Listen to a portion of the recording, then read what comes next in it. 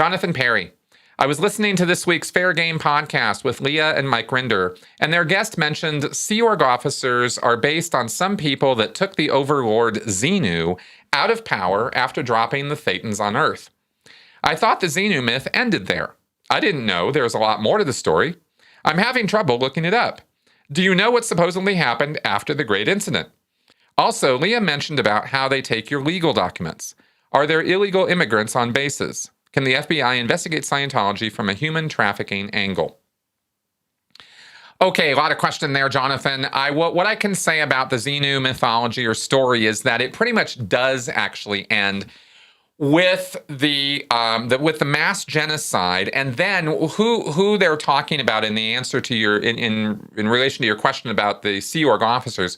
They're talking about loyal officers. Hubbard refers to this core of people that I guess were the equivalent of the Jedi Knights or something. I mean, these were like the police force, were the guys who were in charge of maintaining order and peace throughout the Galactic Confederacy, 76 million years ago.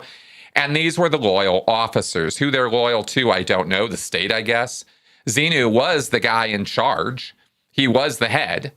And so they were supposed to be loyal to him, I guess. But I don't know, maybe there was a constitution or something they were loyal to. I mean, who knows? Hubbard's mythology doesn't really go into a lot of detail about this, actually. And all he really said about that I've know and read about after the genocide is that Xenu was captured by these loyal officers after he carried this whole thing out. And they locked him up in some mountain fortress with a battery that lasts forever or something and keep him in this cage. Yeah, okay. So that's where Xenu is, and that's what that's all about. I don't know if there's a lot more to the story. What I do know is that L. Ron Hubbard took people up on the upper deck of his boat, of his ship, back in the day when the Sea Org was still in its infancy. And he told them, he would show them when he was teaching celestial navigation, he would point to various stars, and then he would just make up bullshit stories about how this star is this, and we all were together there, and in the past, and now we're together again. And this is why the motto of the Sea Org is "We Come Back." Because Hubbard thinks that the Sea Org's original core of people were the loyal officers from the Xenu story, right? I guess. I mean, that's kind of the implication. I don't know that he ever actually said that out loud, though. So I don't know which guest this was. I didn't hear this podcast, but I'm thinking that that's the story that at least that I've heard of and know about. Okay, and then as far as the legal documents, yes, Scientology will take your legal documents. They do hold passports. They will take your ID if they feel the need to. Are there illegal immigrants on bases? No. People who immigrate in Scientology get R1 visas.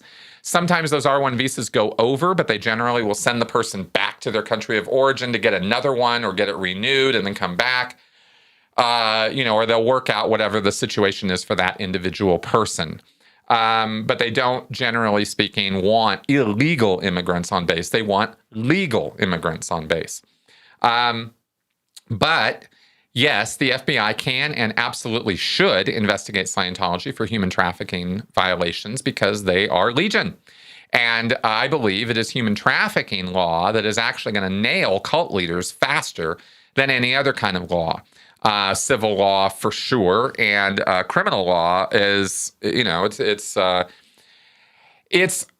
been proven to be difficult to prosecute David Miscavige for, let's say, assault when the 3 people, 4 people, 5 people who have come out of Scientology that he assaulted all say, hey, this is what happened, here's how it happened, here's when it happened. And then 20 or 30 other people inside Scientology all give sworn signed affidavits that have legal force that all claim that those guys are liars and David Miscavige never assaulted anybody. That's the problem with trying to prosecute David Miscavige for something like assault, battery, or any, host of other personal crimes that he committed one-on-one against another person. He's always got this whole cadre of people who will swear on any stack of Bibles or Dianetics books that he was completely innocent of any wrongdoing and never, ever could have ever done anything wrong.